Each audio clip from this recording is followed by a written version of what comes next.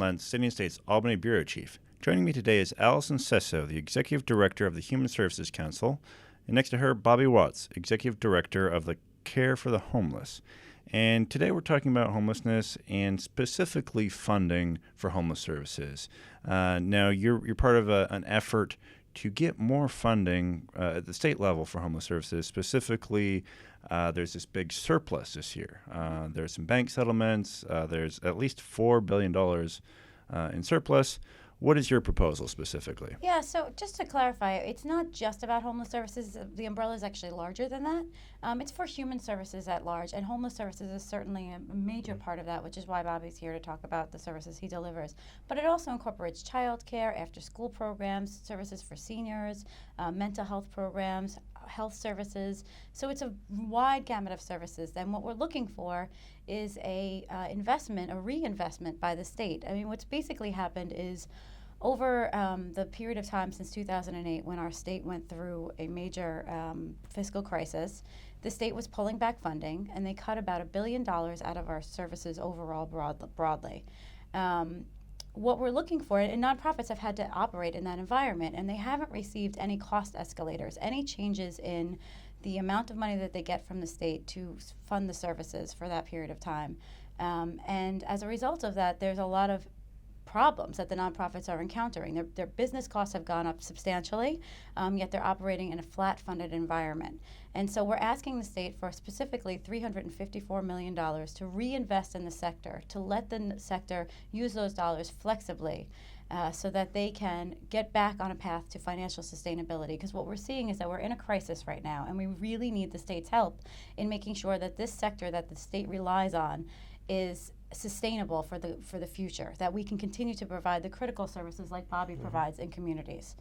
And you mentioned the fiscal crisis in 2008. You had the recession. There were a lot of cuts. When it comes to nonprofit human services, were there disproportionate cuts, or as things have rebounded, have you lagged behind as other parts of state agencies get funding? I think it's a little bit of both. We definitely were disproportionately hurt in terms of the percentage of the cuts that hit our sector. And I think over the last couple of years, as the state has rebounded, the education has had some reinvestment, health has had some reinvestment, and rightfully so, but our sector has largely been ignored, and we don't see a public discourse about the reinvestment in our sector now that the state's doing better and has a $4 billion surplus. And Bobby can actually talk a little bit about what he's seen on the ground, I think, right, in terms of those services and the funds that are coming in. Right. We operate a shelter under a government contract, and we opened in 2008. We have about 50 staff, and in that 6 years, we have not received one cost escalator in our contract. So it's made it very hard to continue to keep a really motivated, high-quality staff. We find a way to do it, but it's increasingly difficult. We're almost at the point where we know that we may lose some staff because they can find higher paying positions even elsewhere in the social sector. So if we want to invest in high quality services that we know save society money in the long run, it's much better to have a person move from a shelter into housing, but it takes staff to motivate them and find that housing. Then we have to invest in the human services sector. Sure. And the specific number you're calling for is $354 million. That's a very specific number. How do you arrive at that amount? Yeah, so look, at the end of the day, we just need a reinvestment, and we did have to come up with a number that made sense. And the reason why we came to that number was because that's the amount of money that the state has saved as a result of not providing statutorily required cost of living adjustments that normally are expected to go into the sector.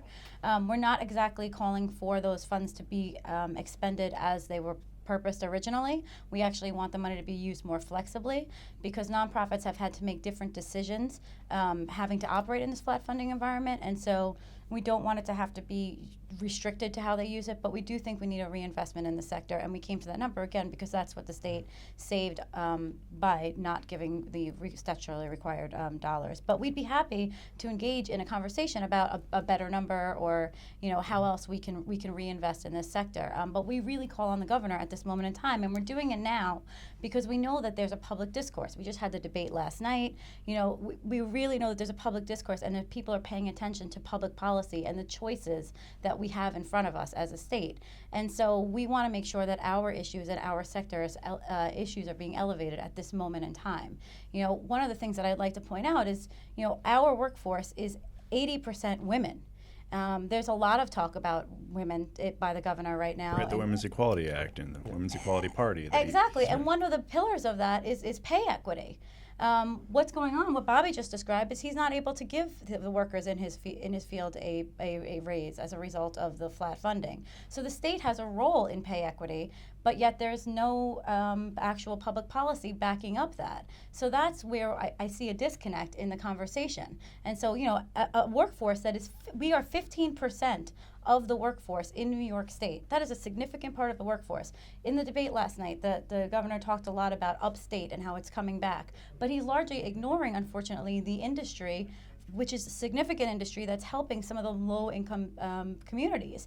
And that was really left out of the debate. I didn't hear any conversation about poverty, about people who are struggling in communities, and those numbers are growing. Right now, there was just a study out last week, about 30% of New York City's children are living in poverty. And that means for a family of four, they're in a household making less than between $24,000 and $25,000 a year. That's absurd. Yeah.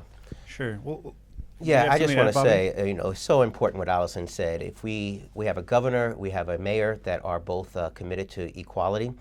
And when we look at poor communities, we look at the workforce serving poor communities, as Allison said, 80% are women. 80% of the workforce are people of color. Often entering the social services arena is many of the people have experienced the problems that they are now helping to address. And we have to make sure there are ladders of equality, ladders of economic equality and opportunity, instead of saying that coming into the social sector instead of a ladder, is a roadblock to further economic gain. Now, some people have been talking about this $4 billion and sort of what should be done with it. There's a lot of people calling for a piece of it. Some folks have said, look, this should go to infrastructure, that makes sense. It's a capital expenditure. Budget experts might say that spending a windfall like this as a one-shot on an operating cost, there's a concern there. You know, you only have this money for 1 year. Would it not be better spent on something like the Tappan Zee Bridge, on major infrastructure? Look, I think it's $4 billion. I think we're talking about a small chunk of that, and what we're trying to do here is have a conversation with the state. Frankly, I haven't had any really robust conversations about a real reinvestment and dollars being put into the sector. I think that the $4 billion is an indication that the state is doing better. So let's talk about that. I would like a piece of it to go creatively to the nonprofit sector. We can talk about how those monies can be applied and the fact that it is one-time funding, but I think more importantly, it's an indication that the state is doing better. And so it's time to look at this sector. I mean, we are in crisis mode. There are programs that are closing. There's reductions in staff.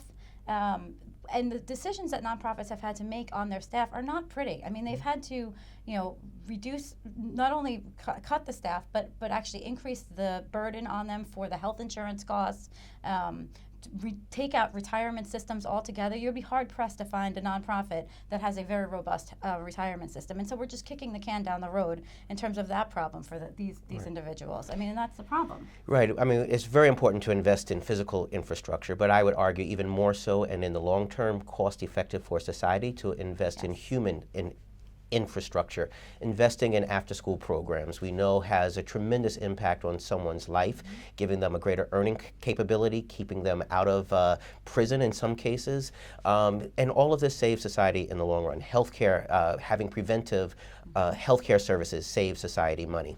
So we can look at it as a one-time opportunity, but we can also take a longer-term lens and say what will help society in the long run. And I would argue a big portion of that should go for investing in human infrastructure. Sure. And you mentioned the governor is obviously running for re-election. He's pretty far ahead in the polls right now. But another key race is in the state Senate. That's a little bit closer, that, it's really up in the air whether the Democrats retake control or the Republicans hold on. From your perspective, do you favor one outcome over the other? Do you think control would be better depending on which party's there for your purposes? I think at the end of the day, public policy is made by both parties. And so I'm happy to work with either side. I don't necessarily think one side or the other would result in drastically better outcomes. I think that they both have recognized to some degree the importance of the nonprofit sector. In fact, it was the legislature last year that pushed forward some small investment in our sector, but it was very small and it needs to be more significant. And that at that time we did have a Republican leadership there. So I think that we as a sector are willing to work on both sides, and we just care at the end of the day about what goes on in the communities.